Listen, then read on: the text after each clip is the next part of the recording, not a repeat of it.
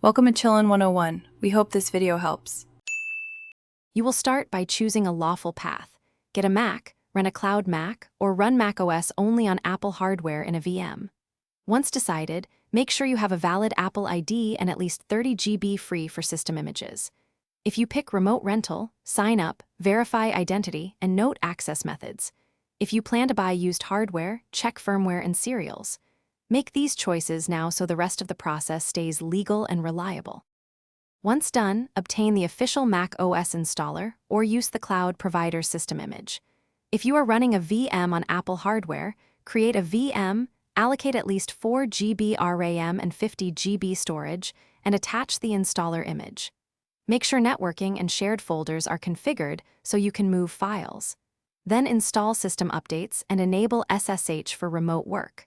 Finally, install Xcode and Homebrew so development tools are ready. This is why you chose a legal route. You finish by completing Mac OS initial setup. Create your user, enable File Vault, and set up Time Machine backups. Then sign into Apple services and install your apps. Test device drivers, app behavior, and developer tools. Make sure iCloud and SSH work. If something fails, check system logs and network settings first. Then confirm you are running on Apple hardware or an Apple-compliant cloud instance.